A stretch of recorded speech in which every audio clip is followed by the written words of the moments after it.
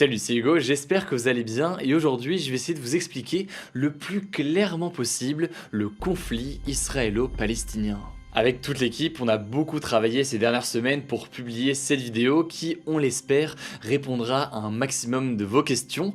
Gardez en tête que c'est un sujet qui est extrêmement complexe évidemment, donc on ne pourra pas traiter toutes les dimensions de ce sujet, mais on va en fait se pencher sur les éléments principaux. Et si c'est du coup une vidéo qui vous plaît, n'hésitez pas à le dire dans les commentaires et à vous abonner à cette nouvelle chaîne YouTube Hugo Décrypte pour ne pas louper les vidéos suivantes qui arrivent. Alors pour comprendre les tensions actuelles, on est obligé de revenir au moins 100 ans en arrière. À la fin du 19e siècle, il n'y a pas d'Israël, mais par contre il y a bien la Palestine, une province de ce qui s'appelait l'Empire ottoman et où habite à ce moment-là une population arabe composée de 80% de musulmans environ, 10% de chrétiens et 10% de juifs. Faut savoir qu'au même moment en Europe, dans de nombreux pays, l'antisémitisme est très présent, les juifs sont persécutés et certains vont donc fuir vers la Palestine. Pourquoi en Palestine et pourquoi pas autre part? Eh bien c'est un territoire qui est très symbolique pour les juifs car il correspond, selon la tradition juive, à la terre promise par Dieu à Abraham, le père du judaïsme, et à ses descendants. C'est donc à cette période que va commencer à naître un mouvement. Ce mouvement, c'est ce que l'on appelle le sionisme. Concrètement, le sionisme, c'est quoi? C'est un mouvement politique qui a pour objectif de donner aux Juifs un territoire national dans la région où se trouve la Palestine. On avance un peu dans l'histoire, on est désormais en 1914. C'est en 1914 qu'éclate donc la Première Guerre mondiale. La Grande-Bretagne rentre en guerre contre l'Empire ottoman qui contrôle donc à ce moment-là la Palestine. Et en plein conflit, eh bien, le gouvernement britannique promet aux juifs de son pays un foyer pour eux directement en Palestine. En 1918, la Première Guerre mondiale prend fin, l'Empire ottoman s'effondre et 2 ans plus tard, c'est donc le Royaume-Uni qui prend le contrôle de ces territoires palestiniens. 180 000 juifs s'installent alors en Palestine entre 1929 et 1939 et à ce moment-là, un certain nombre d'Arabes de la région, qu'ils soient musulmans ou chrétiens, voient cette arrivée plutôt d'un mauvais œil. Il y a donc une résistance qui va s'organiser et des révoltes qui vont se succéder. En 1939, la Seconde Guerre mondiale éclate, 6 millions de juifs sont tués par les nazis, l'immigration juive vers la Palestine s'accentue et avec ça, eh bien, les tensions entre juifs d'un côté et arabes de l'autre côté ne s'arrêtent pas dans les années qui viennent. En 1947, pour tenter de calmer la situation qui est logiquement très tendue et complexe, eh bien l'Organisation des Nations Unies va adopter à ce moment-là un plan, et ce plan en 1947, il prévoit la création sur le territoire palestinien d'un État juif, Israël, et d'un État arabe, la Palestine. The resolution of the DAC Committee for Palestine was adopted by 33 votes, 13 against, 10 abstentions. Ce plan de l'Organisation des Nations Unies de création comme ça de 2 États est accepté par la communauté juive de Palestine, mais il est rejeté par la communauté arabe de la région. À cette époque, en fait, en Palestine vivent 1 300 000 arabes et 600 000 juifs. Or, dans ce plan, eh bien, l'État d'Israël doit récupérer 55% du territoire avec donc une population pourtant plus faible. Dans la communauté arabe musulmane à ce moment-là, c'est donc le sentiment d'une profonde injustice qui est présente, une injustice puisqu'ils estiment qu'on leur vole leur terre. À ce moment-là donc les désaccords sont nombreux, rien n'est acté et pourtant quelques mois plus tard, le 14 mai 1948, Ben Gourion, un des leaders du mouvement sioniste, proclame la création de l'État d'Israël sans l'accord donc des autres pays arabes de la région.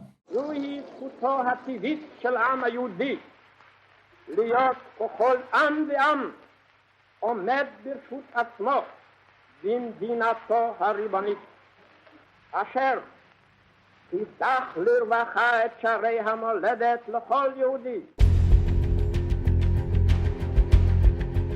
Au lendemain de la création de l'État d'Israël en 1948, l'Égypte, la Jordanie, l'Irak, le Liban ou encore la Syrie déclarent la guerre à Israël car ils n'approuvent pas tout simplement la création de leur État. Cette guerre, c'est ce que l'on appelle la première guerre israélo-arabe. Elle a duré de 1948 à 1949 et l'objectif de ces pays, c'est de reprendre la main sur les territoires attribués à Israël pour faire en sorte de créer une Palestine arabe. Au bout d'un an, eh bien, Israël va gagner la guerre et annexer la moitié ouest de Jérusalem, une ville qui est donc pourtant, je le disais à l'instant, sous contrôle international, mais donc ce territoire va être annexé par Israël, ainsi que d'ailleurs une grande majorité des territoires qui avaient été attribués aux Palestiniens par l'Organisation des Nations Unies en 1948. Le résultat, c'est quoi? Eh bien, face à cette nouvelle perte très importante de territoire, plus de 700 000 Palestiniens vont quitter leur foyer et s'exiler dans les pays arabes voisins. Il y a notamment la Jordanie, la Syrie ou encore le Liban. Et cet exode massif, il a un nom, la Nakba, ce qui veut dire donc catastrophe en arabe. Bref, beaucoup de changements, beaucoup d'évolutions au fil de ces années, mais pour résumer, à la fin de la guerre, en 1949, il ne reste désormais que 2 territoires qui ne sont pas contrôlés par Israël. Ces 2 territoires, c'est la bande de Gaza, qui est sous contrôle de l'Égypte, et la Cisjordanie, qui est contrôlée par la Jordanie. Malheureusement, cette première guerre n'est que le début du conflit israélo-arabe et si on avance un peu dans le temps, en 1967, une nouvelle guerre éclate entre Israël et ses voisins et c'est la guerre des 6 jours. Alors comme son nom l'indique, la guerre des 6 jours, elle va durer seulement 6 jours, jusqu'ici c'est assez logique, mais en l'occurrence, le bilan est très élevé. On compte environ 750 morts côté israélien et plus de 20 000 morts du côté des pays arabes. Israël va gagner la guerre et à ce moment-là prendre le contrôle de plusieurs territoires. Ces territoires repris par Israël, vous les voyez donc actuellement à l'écran, il y a la bande de Gaza et la péninsule du Sinaï qui était jusqu'ici contrôlée par l'Égypte, il y a aussi le plateau du Golan qui était contrôlé par la Syrie, et enfin il y a aussi la Cisjordanie qui était contrôlée par la Jordanie, et donc là que Israël reprend à nouveau. Par ailleurs, Israël va accentuer sa mainmise sur la ville de Jérusalem puisque le pays va occuper et annexer Jérusalem-Est et va faire voter une loi pour instaurer une réunification des 2 côtés de Jérusalem, Jérusalem-Est et Jérusalem-Ouest, pour en faire la capitale de l'État d'Israël. 1967, guerre des 6 jours, l'autre date à retenir c'est donc 1973, la guerre du Kippour. Elle va éclater cette fois-ci entre Israël d'un côté et une alliance entre l'Égypte et la Syrie de l'autre côté. Et en fait l'Égypte et la Syrie veulent tout simplement récupérer les territoires qu'ils avaient perdus depuis la guerre des 6 jours. Le truc c'est que Israël va à nouveau gagner la guerre avec plus de 20 000 pertes du côté arabe contre environ 2500 à 7500 côté israélien, mais donc beaucoup moins. Mais en l'occurrence, c'est important de comprendre que à ce moment-là, les 2 pays arabes ne sont pas complètement perdants, puisque avec cette guerre, ils ont créé un climat d'incertitude en Israël, et tout ça va pousser d'une certaine façon Israël à dialoguer avec les pays voisins. Conséquence, Israël va rendre une partie du plateau du Golan à la Syrie en 1974, puis évacuer peu à peu le Sinaï pour l'Égypte, en échange de la promesse égyptienne qu'ils n'attaquent plus Israël. Et quant à la bande de Gaza et la Cisjordanie, et bien à ce moment-là, elle reste occupée militairement par Israël. La Cisjordanie et la bande de Gaza sont donc occupées militairement par Israël à ce moment-là, en 1974, et c'est dans ces territoires occupés qu'ont lieu les différentes intifadas, ce qui signifie soulèvement en arabe.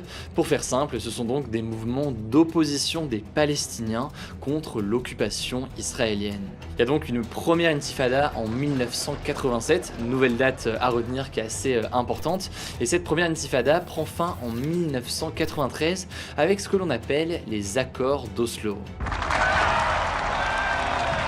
Ces accords d'Oslo en 1993, ils vont faire naître une sorte de lueur d'espoir puisque le gouvernement israélien va reconnaître l'Organisation de libération palestinienne comme représentant du peuple palestinien et de l'autre côté, l'Organisation de libération palestinienne va reconnaître le droit d'Israël d'exister. Le problème, pour faire vraiment très simple, c'est que cet accord ne va jamais vraiment exister, puisque en Israël, eh bien, les mouvements de droite vont s'opposer à cet accord, et du côté de la Palestine, eh bien, le mouvement islamiste palestinien du Hamas s'oppose lui aussi à tout ça.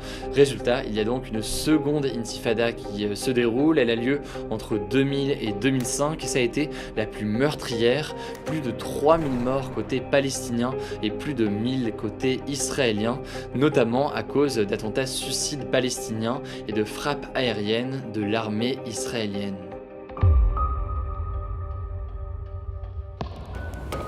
Alors on entend beaucoup parler dans l'actualité de la bande de Gaza. Pourquoi? Eh bien c'est très simple, en 2005, l'armée israélienne va finalement quitter cette bande de Gaza et 2 ans plus tard, le Hamas, considéré comme une organisation terroriste par beaucoup de pays, dont l'Union européenne, va prendre le pouvoir sur ce territoire palestinien. Un blocus est alors mis en place par Israël sur la bande de Gaza. Ce blocus, il a pour objectif de limiter l'importation de produits sur le territoire ou encore de limiter l'alimentation en électricité et en eau pour les habitants de Gaza. Et les conséquences d'un point de vue humanitaire sont très importantes. On compte notamment un chômage qui est très important aujourd'hui sur ce territoire. Dans les années qui vont suivre, il va y avoir donc des oppositions régulières au centre de Gaza, avec d'un côté le Hamas et de l'autre côté l'armée israélienne. Il y a une première guerre en 2008-2009, une seconde en 2012 ou une troisième encore en 2014. Et sur ces 3 guerres de Gaza, on compte environ 85 morts côté israélien et plus de 3500 morts côté palestinien.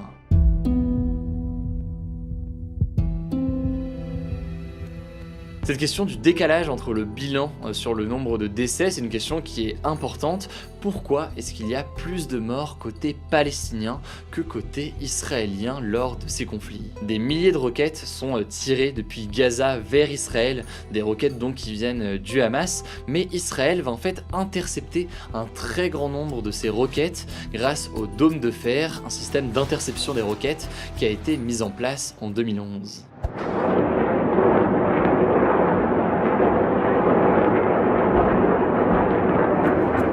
En gros, ce dôme de fer repère et neutralise les missiles en plein air et les empêche ainsi donc d'exploser en Israël. Ce dôme de fer, il est très efficace, mais il est aussi très coûteux puisque pour chaque roquette envoyée par le Hamas et qui est stoppée par Israël, il faut compter environ 50 000 € par utilisation, et donc c'est quelque chose de très coûteux. Mais en l'occurrence, eh bien, Israël est allié aux États-Unis et c'est bien les États-Unis qui financent en partie ce dôme de fer. C'est d'ailleurs un élément qui est beaucoup avancé par le Hamas pour expliquer cette différence sur le bilan, le fait que Israël est beaucoup plus équipé tout de même, et notamment soutenu par les États-Unis aujourd'hui. Alors quand on écoute les dirigeants israéliens concernant cette différence de bilan et le nombre de morts plus fort et plus important disons côté palestinien, eh bien Israël va répondre que c'est surtout de la faute du Hamas qui utiliserait ce qu'ils appellent des boucliers humains. Très concrètement, les autorités israéliennes accusent le Hamas de cacher les armes, les lancements de roquettes, etc. à proximité de la population palestinienne, par exemple dans des écoles, des maisons ou même des hôpitaux. Et à cela, de son côté, le Hamas nie ces accusations et certains spécialistes estiment qu'il serait de toute façon difficile de limiter les victimes de frappes israéliennes dans une zone aussi densément peuplée que Gaza. Autrement dit donc, selon beaucoup de spécialistes, s'il y a des frappes israéliennes sur Gaza, les conséquences sont quasi inévitablement des décès aussi au sein de la population de la zone. Alors maintenant qu'on a vu le contexte très large et vu un peu l'évolution progressive de la situation, c'est quand même essentiel de comprendre qu'est-ce qui s'est passé récemment. Eh bien la nouvelle flambée de violence que l'on a observée en mai a commencé tout simplement avec l'ordre d'expulsion de plusieurs familles palestiniennes de leurs maisons, des familles palestiniennes dont les maisons étaient situées dans le quartier de Jérusalem-Est. Je le disais tout à l'heure, l'est de la ville de Jérusalem est occupé et annexé par Israël, sauf que des familles palestiniennes y vivent s'élève toujours et ces familles sont donc menacées d'expulsion par des Israéliens qualifiés de colons qui prétendent qu'il s'agit de leur territoire et qui veulent s'installer à leur place. En fait, pour faire très simple, l'Organisation des Nations Unies s'oppose à ces menaces d'expulsion venant d'Israël contre ces familles palestiniennes. Ce sont d'ailleurs des menaces qui pourraient, d'après l'ONU, être considérées comme des crimes de guerre contre les Palestiniens. C'est donc après cet événement comme point de départ que se sont intensifiées les tensions ces derniers jours. Il y a eu environ 10 jours d'affrontements très violents et un cessez-le-feu a été finalement conclu entre Israël et le Hamas le soir du 20 mai. Au bout de 10 jours, ces affrontements auront donc fait environ 230 morts côté palestinien, dont des enfants, et 12 morts côté israélien. Alors vous l'aurez compris, les tensions sont toujours très présentes entre Israéliens et Palestiniens et à l'étranger, on craint une reprise des affrontements à tout moment. Il faut bien comprendre qu'une part assez importante des pays du monde, dont les pays de l'Union Européenne, se disent favorables à une solution à 2 États, donc un État israélien et un État palestinien. Mais en fait, derrière ces mots, certains jugent que les gouvernements manquent de courage et de volonté pour réellement parvenir à la paix et parvenir à la création d'un État palestinien, en plus donc d'un État israélien. En tout cas, si cette vidéo vous a permis d'y voir un peu plus clair, eh bien n'hésitez pas à vous abonner pour ne pas rater nos vidéos suivantes. Évidemment, c'est impossible de résumer un conflit pareil en seulement 20 minutes, notamment en mettant le plus de nuances possible, mais ça me paraissait quand même assez essentiel de répondre à un certain nombre de questions et d'éclaircir certains points qui peuvent paraître assez flous aujourd'hui. Bref, du coup, sujet complexe qui mérite qu'on s'y penche encore davantage. Du coup, si ça vous intéresse, je vous mets en description des ouvrages, des documentaires, etc. qui pourraient vous intéresser. N'hésitez pas aussi à découvrir les autres vidéos postées sur cette nouvelle chaîne YouTube Hugo Décrypte, notamment la rencontre avec l'ex-directeur de la CIA, rien que ça. Et puis voilà, je crois que j'ai tout dit, prenez soin de vous, prenez soin de vos proches, et on se dit à très vite pour une nouvelle vidéo sur cette chaîne.